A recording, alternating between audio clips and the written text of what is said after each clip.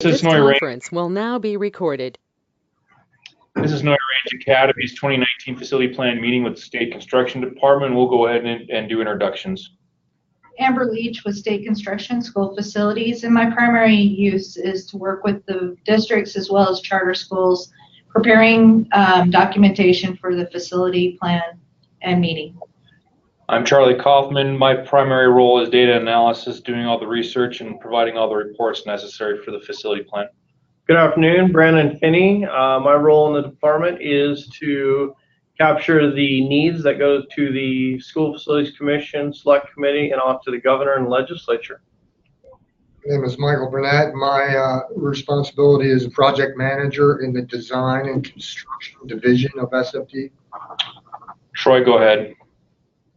Yeah, Troy Decker, planning. My primary responsibility is quality control, make sure these facility plans have everything in them that state statute requires, and then make sure that we provide accurate and good information to all the stakeholders downstream from this, whether it's legislature, governor's office, whoever basically requests information, and make sure that is good, solid information that is according to state statute. Thank you. Ed, go ahead. Ed Getz, I'm the business manager for Albany County School District. I'm John Cowper with Snowy Range Academy. Sorry, I didn't know if we were waiting.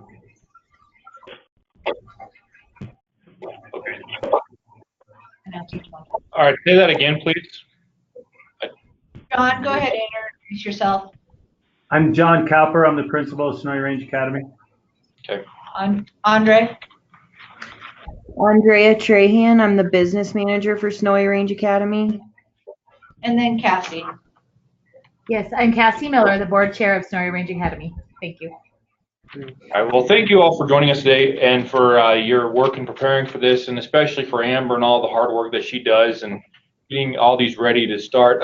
Today I'm going to ask your patience a little bit. We're going to jump down to the financial portion of this because Brandon, our financial, well, he's pretty much financial everything, is only here with us for a few minutes, and he has to go to another meeting. So we'll go ahead and jump down to that first, and we'll do those discussions first, and then after that we'll go back up to the top and start from there. So let's go ahead and we'll talk about the financial part of this, the Gertsch Baker project proposal. So we'll go ahead and look at that really quick. So let's just kind of reading notes here and talking about that, looking for the expansion, and it looks like we have a proposal from Gertsch Baker for $151,800. Does that sound right? And so, John or Andrew, do you want, or Cassie, do you guys want to talk a little bit about what you're looking to do and talk a little bit about all this, what this would all cover and everything like that? Sure. So we have a class coming up. We have been adding a grade level pretty much every year for the last 3 years, and we will be having the need to add a 4th grade classroom as we have 2 classrooms of 3rd grade for next year. So right now at this time we have a one unfinished area inside of our existing footprint, and that area is big enough to build 2 classrooms. In order to access that in a safe way, we will be moving our teachers lounge as well. So we were looking to finish out one of those classrooms and our teachers lounge because we need to move that to make a hallway each year. So we definitely will be needing this for capacity issues. We are bumping up against all that we can support right now. So I'm reading about the source of the funding on this, and you're looking at, you got like private donations and private funds, it looks like? We are seeking grants at this time to do that. Okay. And we are also looking into financing options as well. So I think, I'm sorry, go ahead, Brandon. I was just thinking, so look, they do get the money through grants and private funding. They do the work, and then we would just probably do an assessment and adjust the floor plans and make sure it's accurate in our database. And then since it's district property, they own the building, they could then use major maintenance to keep up with the components and needs thereafter. What do you think, Troy? Yeah, I Am I think accurate? obviously major maintenance is there to take care of by state statute. That goes to the charter school and is used on that building that's owned by the district. The challenges here are a couple things. I think one of the challenges is the simple fact that that there's a lease agreement between the two entities, the district and the charter school. And I just wanted to ask you guys, what is, just out of curiosity, and we've looked at the lease, and it must have been written by an attorney because it's pretty complex to try to figure out for us, and we're not attorneys, so we're not gonna presume we understand the full agreement between the two parties. But talk to us just a little bit about what you guys perceive that agreement is, and whose responsibility is it financially to improve the inside in order to expand capacity within the building? That's tough. It's our understanding that it is our job to find those those monies in order to pay for that inside of this building for new construction inside of our existing footprint.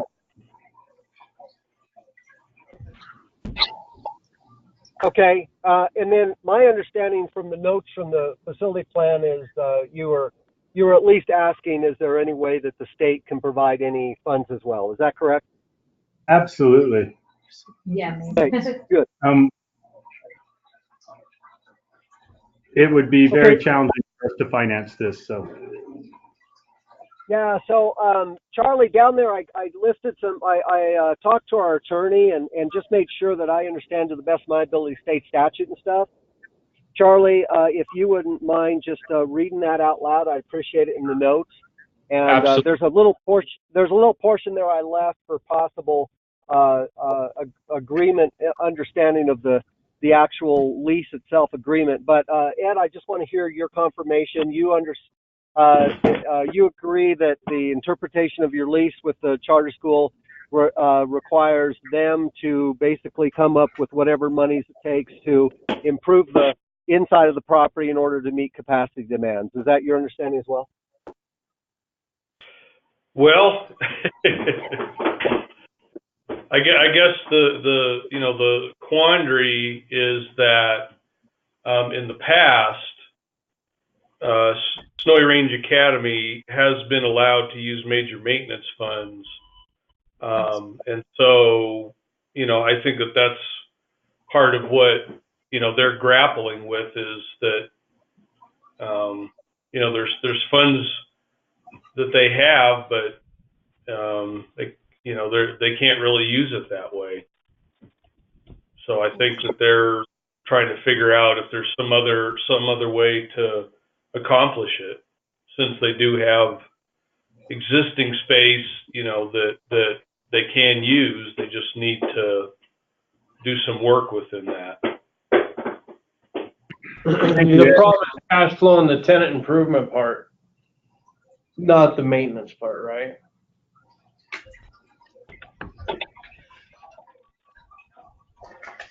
I'm not following. Well, Brandon, I think the question is, and I think the charter school wants to know, can they use major maintenance to create new systems? And the answer is no. Major maintenance is only for existing systems. You can't build new walls. You can't put carpet down that never was existing or flooring down that was never existing. So major maintenance is not a source of funding to do that unless it's existing and you're improving it or replacing it. And capital funding is not available because there's no statutory means by which we can ask for capital funds for a charter school to improve that, to make it adequate for more space. That is correct.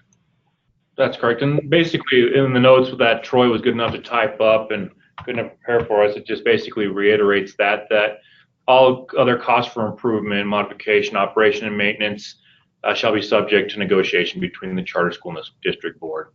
So any more questions on that at this point?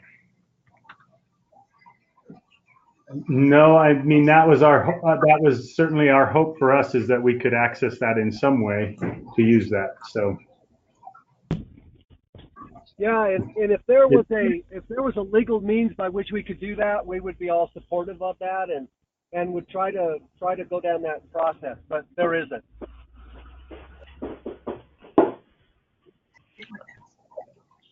All right, thank you. So we'll go ahead and jump back up to the beginning really quick here for you. We did have a couple other items here, so we'll just kind of move quickly here. Feel free to, comment or insert anytime here real quick. So right up here, we have just the charter with the district and the business minutes and the motion by the school district board. And the lease agreement, obviously, because the lease is between the charter school and the district, it's in a district-owned building. Lease square footage at this point is 40,699 square feet. Looks like the end of the agreement is for June 22nd, 2027. The charter agreement. Okay. It does represent the extension of the charter to that next 5 years, because the first charter ends in 22, and it represents to the extension of the 5 years. And so, Amber, I'm going to go ahead and turn it over to you really quick about the 5 points about the facility use agreement that you had discussed earlier and sent out earlier today. So thank you guys for the last minute kind of effort towards just kind of ironing out what the actual facility use agreement is. We had some questions going forward, and there was 5 different points. One of them was when we look at the lease, and I really had not captured with information that I did not have the most current lease, but thank you, Ed, for providing that once we figured that out. But once even reviewing the lease that you provided, it still refers to multiple leases. That makes it really complex and difficult to understand as it refers back from one to the other. And I know that worked on it in the last couple of years from your email and attachment. You were able to provide that you guys have worked through some of that and were able to find agreement between all parties. Terms of lease, in that last... So, Amber, okay. if I could slow you down there for just a second. Yeah. So let's extend, I know you're going to get to this, but this is a good time to talk about it. So along with those multiple leases and referencing multiple leases and the complexity of the language and that kind of stuff, Amber was looking at the lease, and within that, Amber, I think I asked you to kind of highlight some wording there with regard to renegotiation of that lease, and then also interaction with the commission. Could you read that portion? Just a moment. Yes. Go ahead. So within, okay, you want? All right. I'll let the driver see. Let Amber drive for here a moment. Give me a second.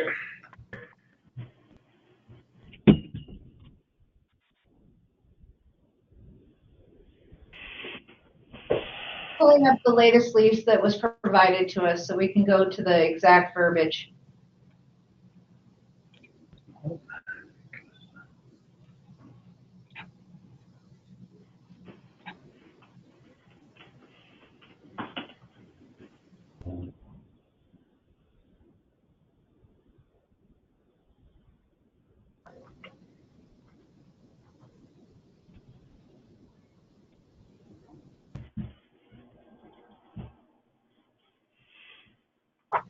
There you go.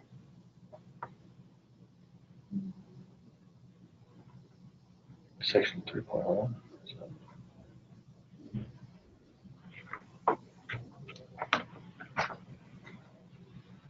No.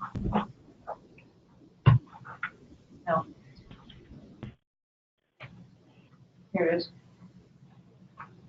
Section 3.05 under the lease.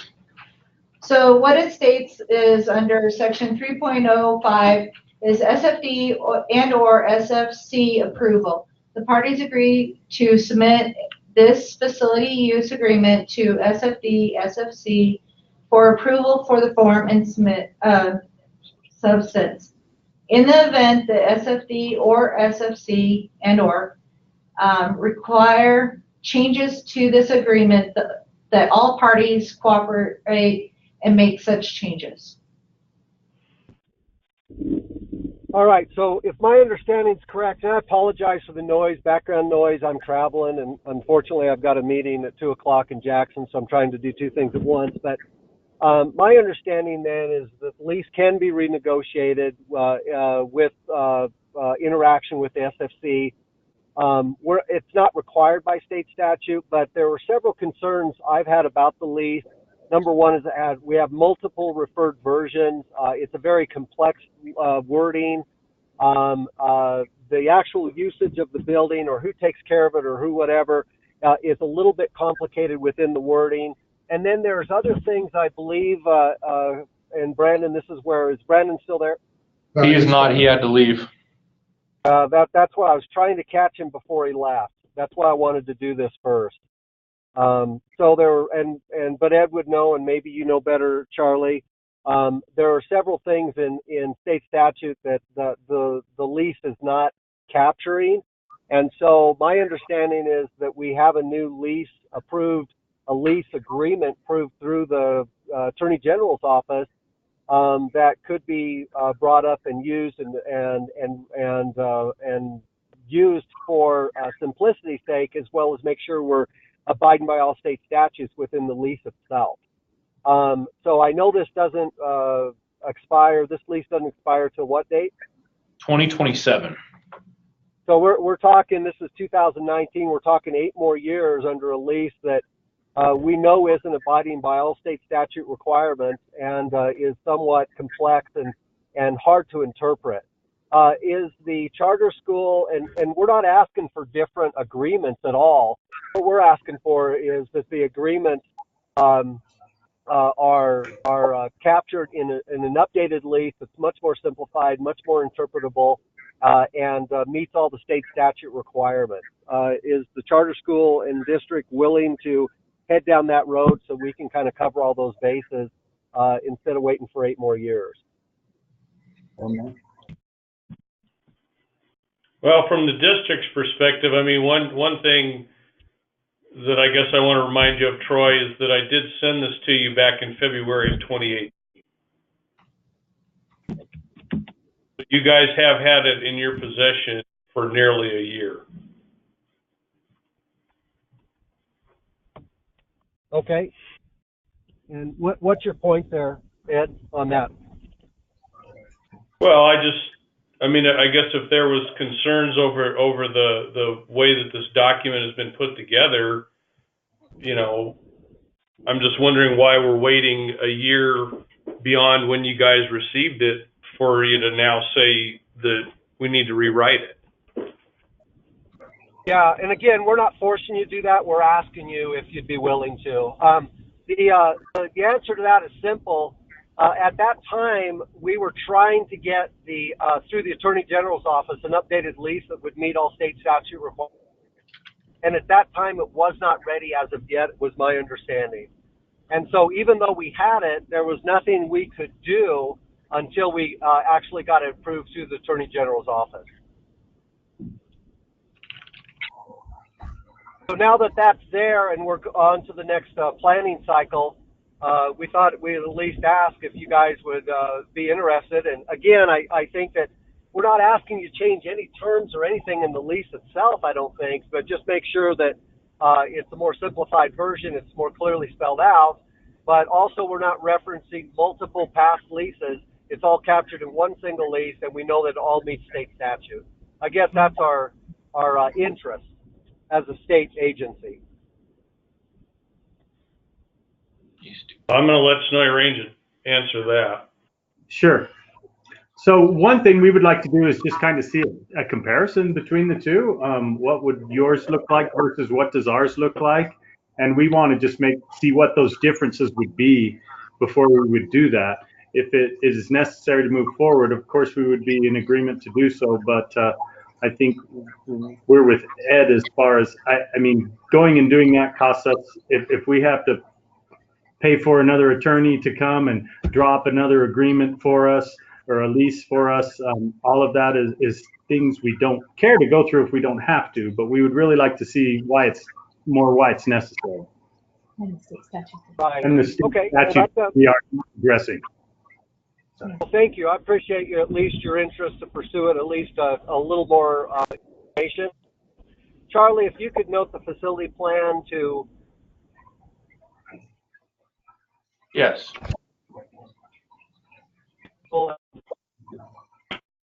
to schedule a meeting to review the new contract looks like and the differences between that and their present contract, and then any details that would allow, you know, the same agreement to carry forward in a new, just an updated contract. And I just said a lot, and I apologize for that, but kind of capture that to the best of your ability, and I can modify it later when I review the notes. Okay. I like you cut out a little bit, and we might have missed something. Did I cut out a little? You did cut out a little bit. We'll touch the notes up. We'll send you definitely. I'm taking notes as best I can. What we'll do is we will send the final notes to you before signatures. That what we do usually. What I'll do, Troy and district as well as charter, what I'll do is I'll capture our current agreement. I'll have the agreement that you currently have. I'll put all of it together. And then I'll put a proposed date out there for us to meet on this subject and have a review time for us. Yeah, and at that meeting, I don't think it's necessary to have attorneys there, guys. We're just going to discuss what the differences are in our understanding and your understanding, and then we can just decide from there on what we need to do or want to do or desire to do or not do. That sounds fair. Okay. Hey, thank you for being willing to do that. Amber, I ambushed your list of 5, so you can continue on. Sure, Troy. Anytime. So we've talked about multiple leases. Term of lease, we all know that it does include that it matches up with the duration of the charter's contract and the verbiage, as well as including a renewal.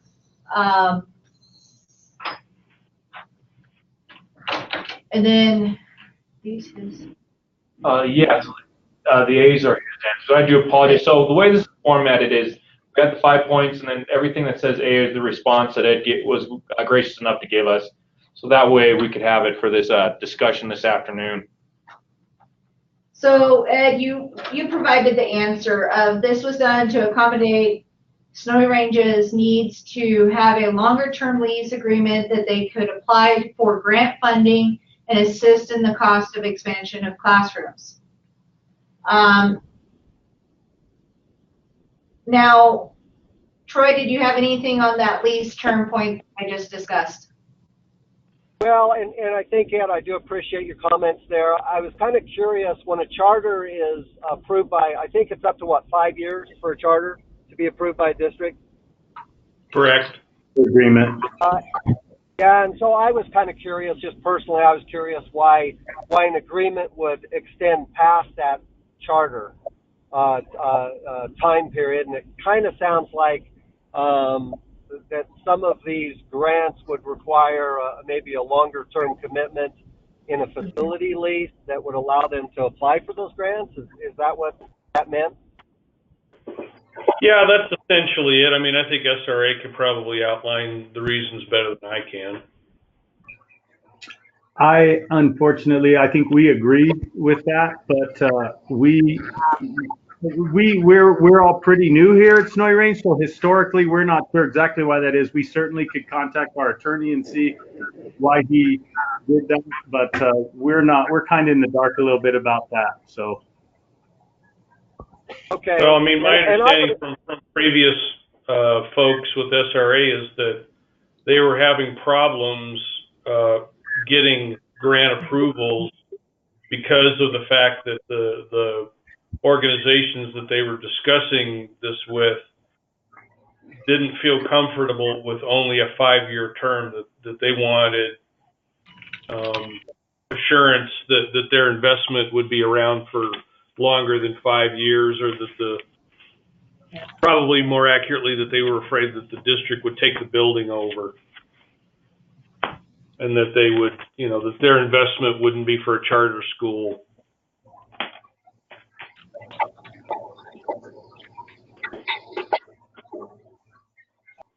So, That verbiage looks good to me. okay, thank you, Ed, for confirming that. So the next point we were talking about was just building maintenance, and the lease does infer about the snow range responsible and how the maintenance of the project recorded is as work orders. And you did answer, the district inputs major maintenance requests through AIM system for those projects at the facility. And I appreciate you confirming how you follow up on that, Ed. Reading the fees, it kind of makes it sound like it's just in Snowy Range's responsibility. It didn't really refer to the district documenting following up. Yeah, I mean, the funds are really their responsibility, you know, to make determinations as far as how it gets used. Right.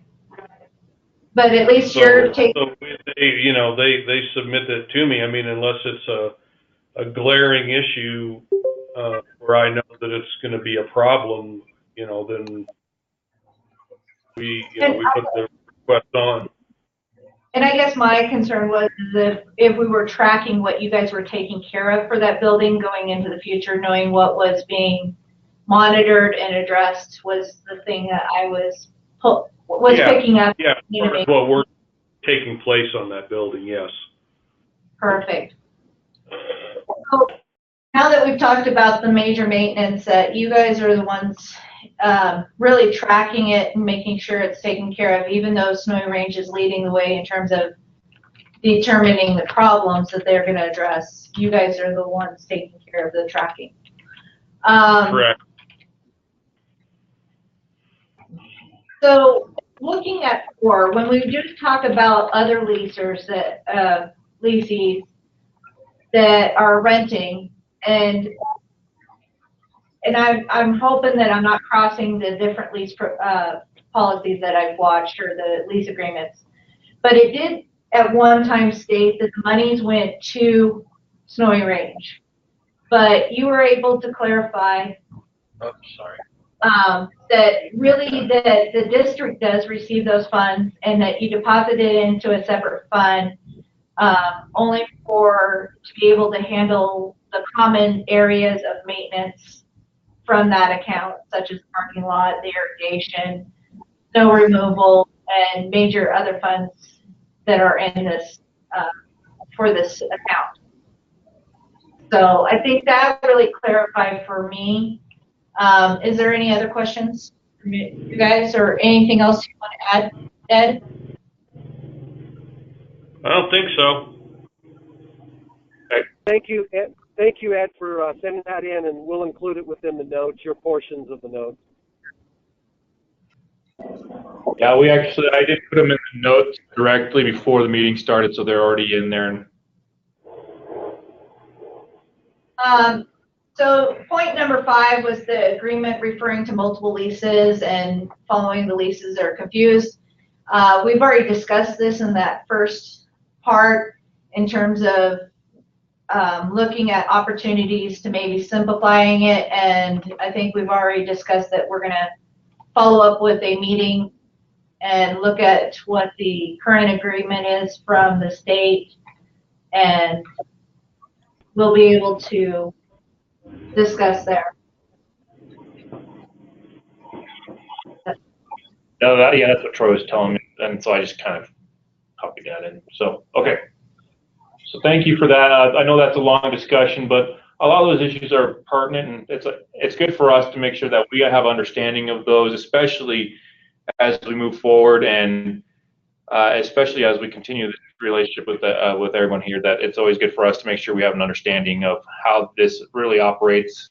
As you know, in the state right now, there's currently 4 charter schools, and so this is a little bit of a unique situation for us. So.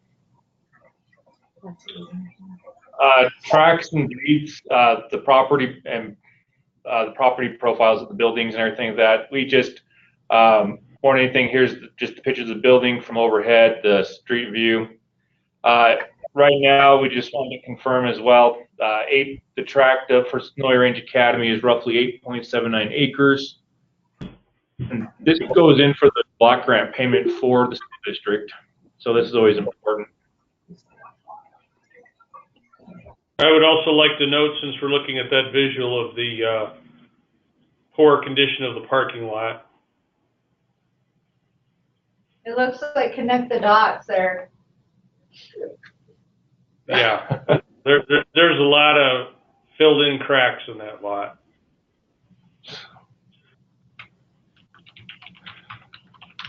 Let me write that down to note about.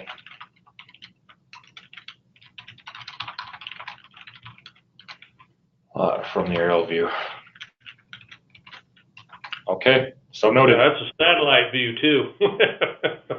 Yeah, that's very true. And so the other thing we like to discuss a little bit is also this is the AIM profile that we have for the building. Right now, we know that the building is larger than the 40,699 square feet, but that's just what you currently occupy at this time, which that also goes into WDE as we report on that yearly. So all noted is, if you look in the SFD notes, Troy was able to provide us that, please understand that the building, when it first was assessed, was only assessed partially. We will be in the next assessment, which will be about 2020, that the whole entire building will be assessed. And I'm thinking, and I just thought about that when reading Troy's notes coming into this afternoon, was we might want to go ahead and give Dollar Tree a shout out to know that we're going to be doing an assessment and need to be accessing that portion of the building during that time. That's a great point. Thanks for bringing that up. The time frame that we have penciled in right now at this point is anywhere from the first part of May to November. We're going to do about that 6-month window. We're going to try to capture as much as summer as we can. And those schedules will come out a couple months before they occur in 2020, so next year. So real quick, any comments or questions on building profile or anything? Or I mean, capacity is where we would talk about more of the our space issues. So we're good. Okay, so let's talk about real quick. We'll jump to capacity, and actually, I should say as of October 1st, 2018. I do apologize. I messed on that date. This so basically, your enrollment this year reported by WDE was 216. And the capacity of the building is 259. By the way we count it, we do a location, like room by room count. K-3 is with the room restricted capacity of 16. 4 through 5 have basically, or depends on the square footage of the room, up to 25. So, but that our total adjusted capacity for your school, because you are in K-8, is 259. With the capacity of 83.4%. So Charlie, this is Troy. You're applying a utilization rate, correct, according to state statute? Yeah. So in state statute, it talks about that elementary schools get 100% of utilization of their schools, and then with secondary grades, particularly 6 through 12, it's 85%. And so this, because this is a K-8, it covers both of those, and so there's a mix between the two, and that yields 97% of utilization for the building. Okay, thank you. No, thank you for bringing it up. Sometimes I forget to explain that. Any questions, district or charter school? It's the utilization rate.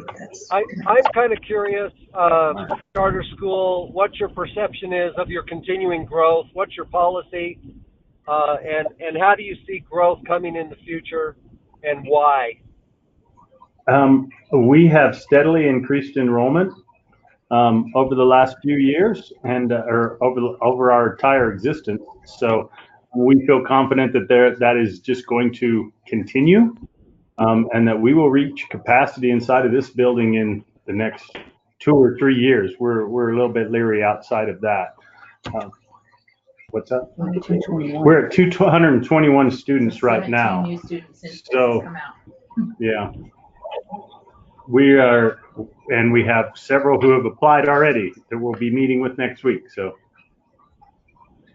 Okay, so you're not turning students away at this point. You're still welcoming and are able to take whoever is applying at this point. Is that correct? for certain grade, yeah, we are, but we certainly are at capacity in some grade levels. I see. Okay. Yeah, I mean, oh, go ahead. Sorry. I just want to, as far as that capacity, yeah, at 221, and we have one set of girls' bathrooms and one set of boys' bathrooms. We're experiencing plumbing issues and things like that. We've had to call the plumbers out 3 times in a month to clear our drains. We are really kind of getting worried about this building being able to have that many students in it with what we have. Sure. And out of curiosity, how about your common spaces? Do you have a media center, a small gym, a cafeteria? How are those handling the student population, and also in the future, what do you anticipate? So we definitely see our media center, our library center. It is out in the open in the school. It's not secured. It's not something that's certainly ideal. And we see that as possibly, that's a big common area right as you walk into the building. We see that as possibly being moved over to closed up and turned into a classroom space eventually, and that library relocated.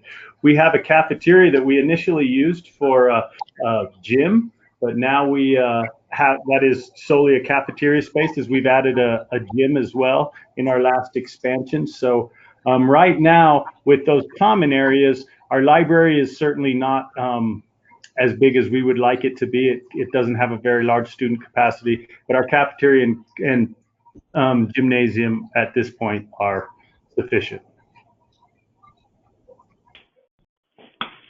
So again, I think if I understand you correctly, the challenges you're facing at present and in the future are really related to appropriateness of space, size of space, number of classrooms. That's kind of what you're concerned about and what may be holding you back Yes. in certain areas. Okay. Just wanted to make sure I understood. And we could see in the next 2 years or so where we would be at capacity and having to turn students away. Okay. Yeah. Very good. No, we wanted to also just show you your enrollment projections. These are based off of the historical data from 2002 since you've been open, and viable rates are based off of how many students have passed on from each grade or moved on from grade to grade over the last 10 years. The data are the ones that project forward. But you're absolutely right. I mean, quite a tremendous amount of growth in 2009. 167 students today, over 216, and looking like steady growth on your end. Absolutely. And just to point out, sorry, this is Cassie, the board chair, that we are at that 221 now. And I believe we've done more tours and we have more incoming students now. Just people inquiring. We've increased our marketing presence and just visibility in the community. And yeah, the fact that we've gained 17 students in 2 months is, yeah. So we're already where it says for 2019 at 221. So we are looking forward, concerned about that, concerned about when we meet our max capacity in this building, and adding extra bathrooms since we're already having issues with our current load of students. So yeah. I do actually have one quick question for the principal. Did FEA come out and I know they were supposed to come out and measure and go through the building recently? They did. Okay, and I did forget that they do have updated information on your locations and stuff like that. So I don't have that yet. So we will update those when those are finalized. Okay. So capacity may have actually changed even from that. So I do want to say that that was from last year's capacity, but this year's enrollment. So.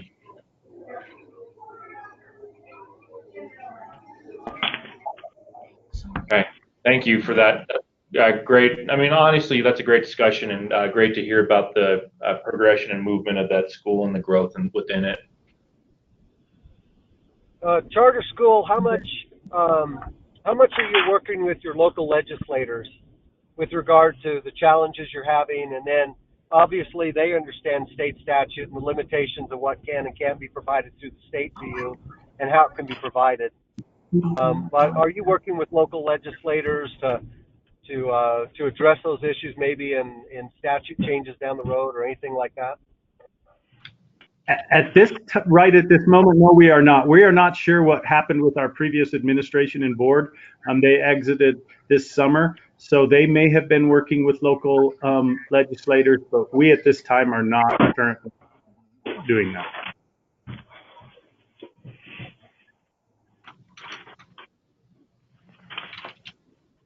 We are open to doing that.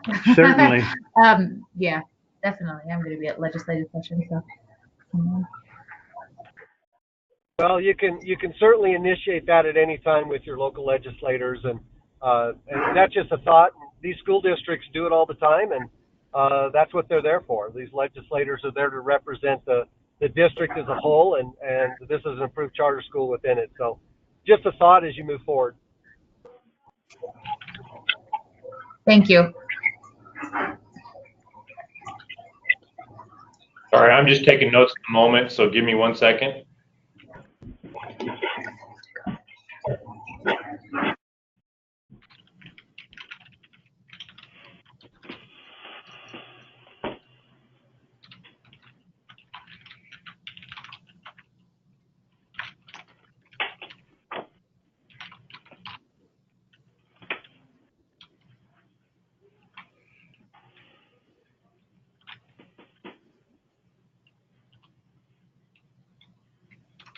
I'll have to continue on those.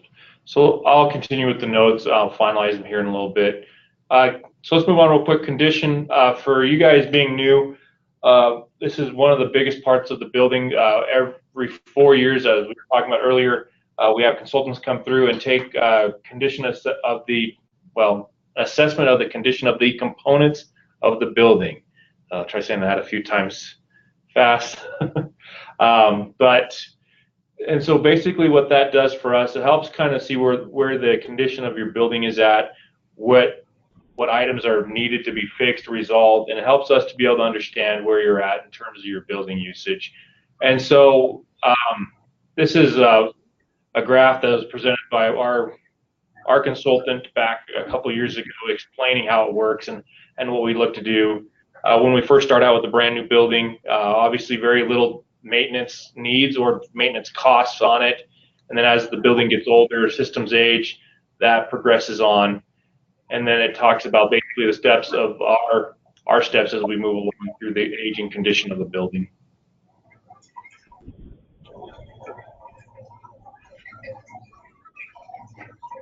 So we did talk a little bit about the major maintenance earlier, that being that the building is owned by the school district, the charter school should be, and we know this, they're able to benefit from 100% of the major maintenance that the district gets for the ADM from the students that are within the school. And then on the low condition scores for the components. Hey, Charlie. Yes. Charlie, may I ask a question there? Ed and charter school, how do you work through that process of prioritizing major maintenance expenditures? Is it something, Ed, where they make recommendations, you review it, and then approve it in some way, shape, or form, or you give them basically the authority to make whatever decisions they need to with major maintenance? How does that relationship between the school district and the charter school work with regard to prioritizing major maintenance expenditures? Well, like I said, I think it's pretty much up to the charter school to determine, the use of those funds based upon their needs, because I don't, we're not in that building all the time. Our maintenance folks are not involved very much, and so they have the best view of what's necessary.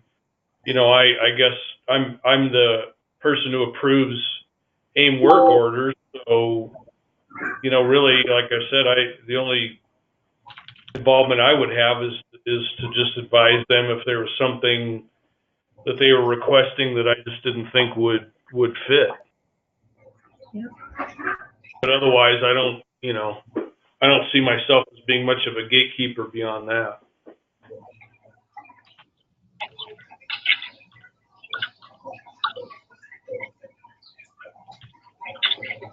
And I guess we would agree with that. Anytime we are thinking of things like that, we would just consult Ed and let him know and talk through that. So he's been a great resource for us.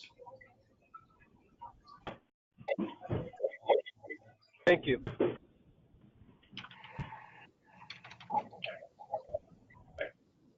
Very good. And so right here, we've got the low condition scores, just what was assessed in the previous 2016 represented. There's just a couple elements or components demonstrated here.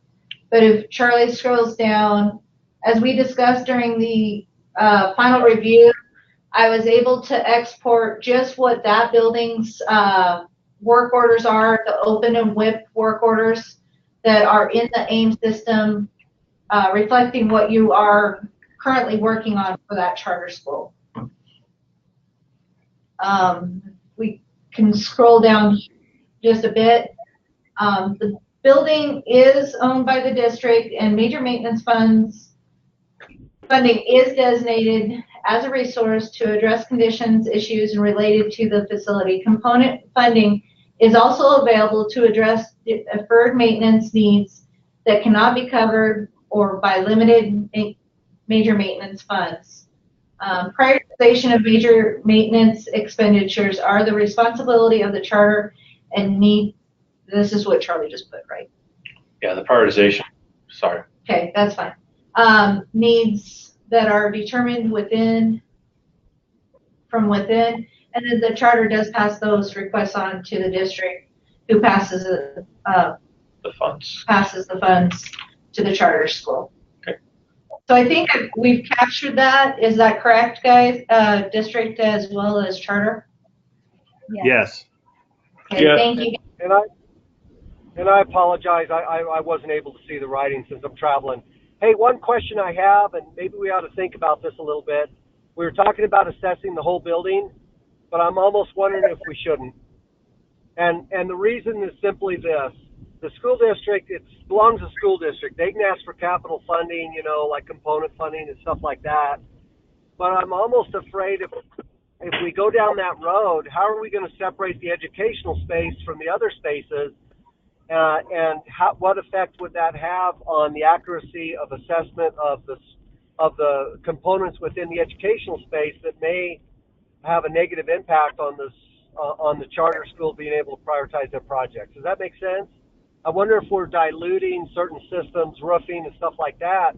Maybe the roofing over the educational space is poor, but on the rest of or poor, but the rest of the building's good.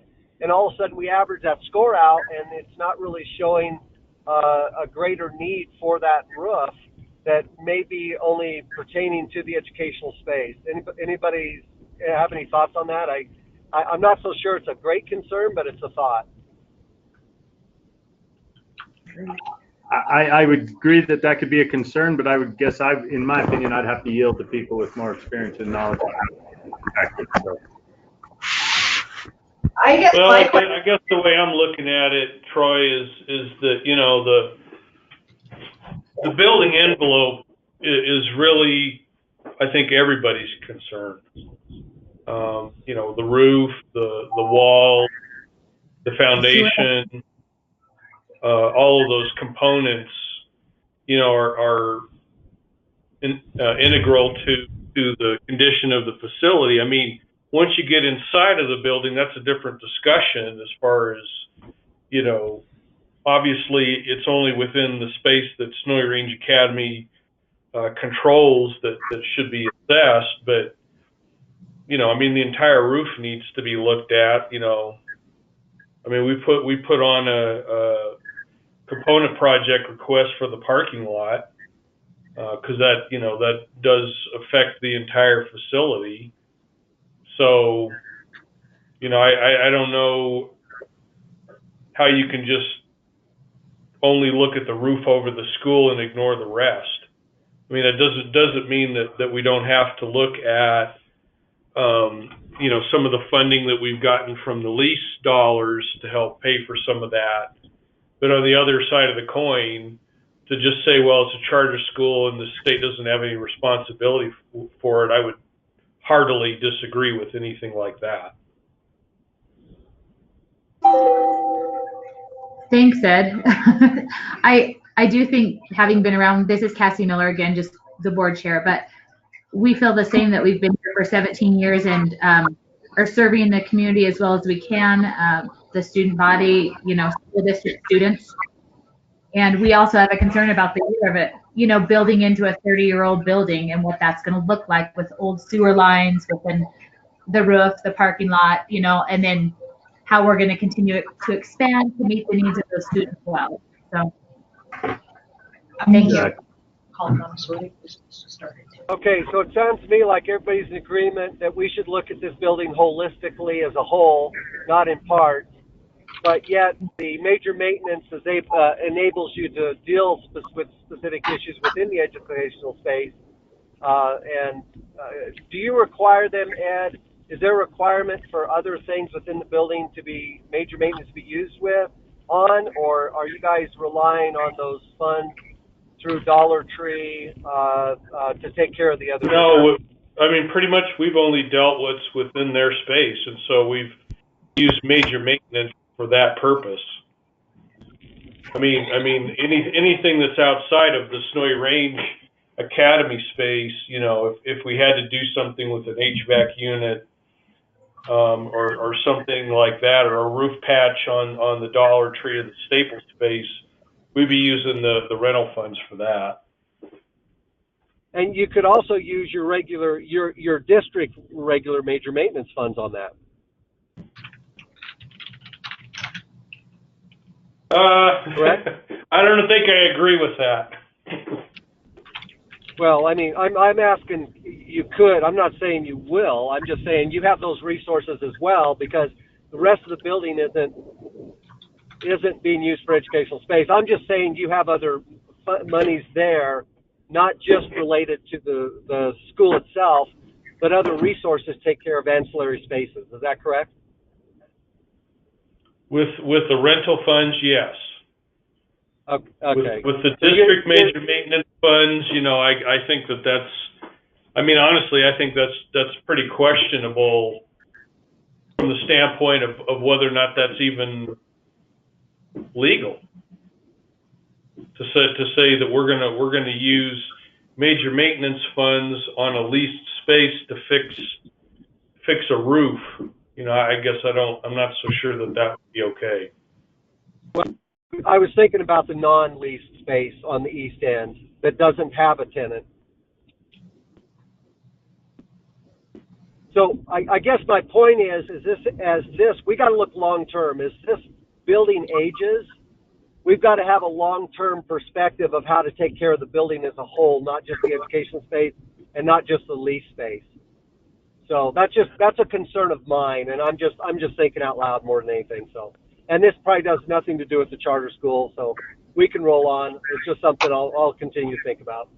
Okay, so let's go ahead and roll on. We do have another facility plan meeting that we have shortly right after this that we need to keep moving. So,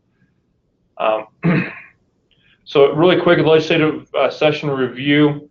Really, the big one that has an effect on the charter school is the school finance major maintenance formula, House Bill 32. Or excuse me, House Bill 8. I don't know why I said House Bill 32. House Bill 8 is the one that looks to change the multiplier from 2 to 2.5% for the current replacement value. That would increase the payment to the district, which in turn would increase also the maintenance to the charter school and that.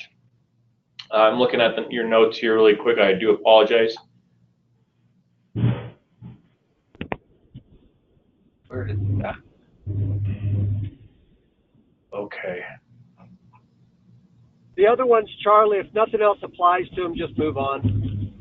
Yeah, no, I'm just looking at their notes. I do apologize. And looking at the response, I did not. So this one, okay. So I'm just looking really quick. I do apologize. And this is the question that has to do with the upgrade or replacement of the systems.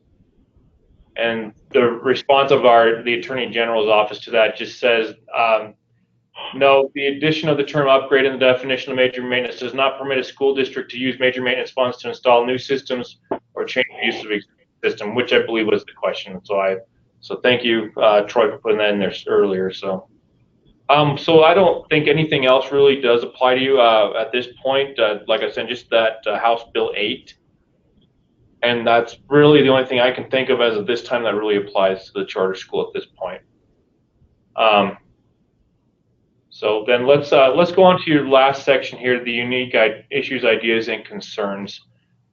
So the time is yours. If there's something that you'd like to bring up now at this point, charter school and district, you're more than welcome to go ahead and let's talk about that now. Just unique.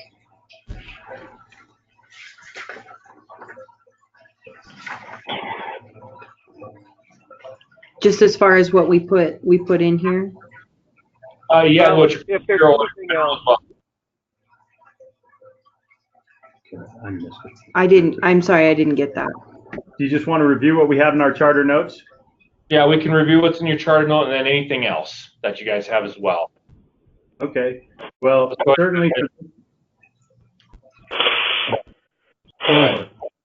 Okay. Well, the first thing I guess we can look at is we want to use the safety and capital budget as much as possible. We would love to have security upgrades as far as cameras go.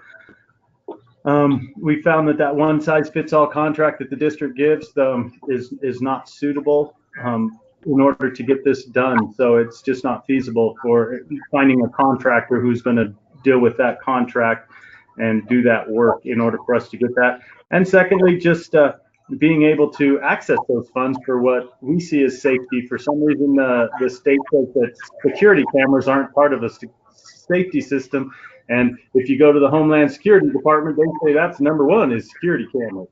So we're kind of confused as to why we can't use that.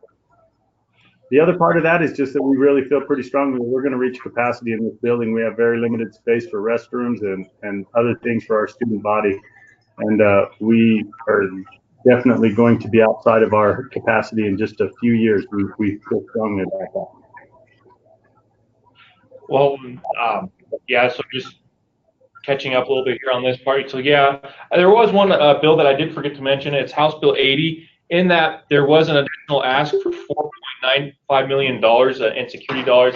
And in that, a provision that were to go back and allow districts, if I'm wrong here, that would allow districts to be able to have more freedom and flexibility used within the 20 priorities that were identified in the security assessment. And can I see that list real quick, Michael? I do. So within that, there is radio surveillance in there and for main entry and for video surveillance recording. Those were within the top 20 priorities within that. If the bill were to pass as is, that would allow districts to go back and be able to use that security dollars on those 20 priorities, which includes those at this time. So, so keep an eye on House Bill 80. That is the one that has that in there. When the security funding was designated, it was designated in pretty strict compartments at that point. So, but basically what we're looking to do is hopefully that will pass and then there'll be some more leeway to be able to do those things. Wonderful. All right. Anything else that we would, that you'd like to discuss at this point? We feel pretty strongly that we will be in need of a new building. We're going to reach capacity here, and it just doesn't seem to make a lot of sense to keep expanding inside of this old building. And so certainly our plan is to seek a purposely built building for our school.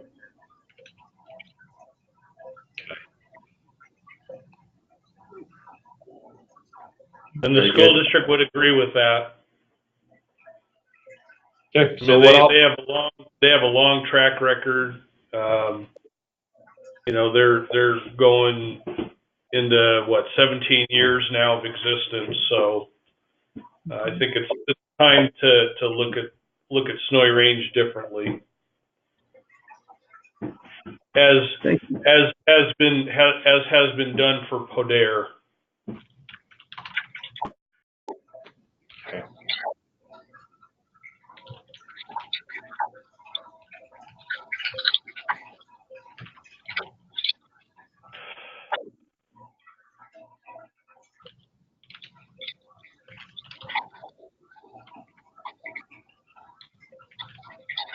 Sorry, I'm just going to write that down as best I can and represent it as best I can on that. So give me just a second here, and then okay.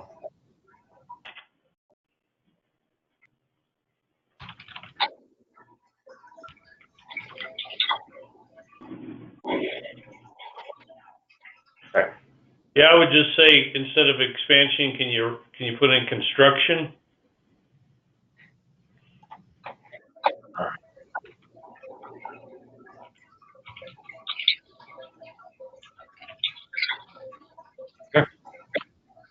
Well, with that, we just want to thank you guys for your time today, and thank you for all the hard work in getting ready for this. And I appreciate the conversation. And as you know, we'll look to continue working with you guys here in the within the coming years, and look to move ahead on as we go through this. So, do you have anything else, Michael or Amber? And Troy, are you there? Doesn't sound like Troy is with us. Ed is still, Ed, are you still online? I am.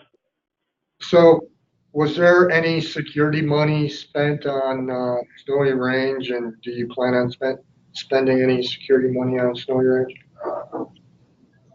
As soon as the contract form becomes simpler. And, you know, one thing that we did, I also forgot to mention, we did, that is right now, I believe, with the Attorney General is trying to simplify some of the contracts. So that also is in a work in progress at this point. And so hopefully they'll be able to find a resolution soon. So again, thank you guys for everything. We're going to go ahead and end the recording, and we'll go ahead and stop the meeting. And you guys have a great afternoon, and we'll talk to you soon.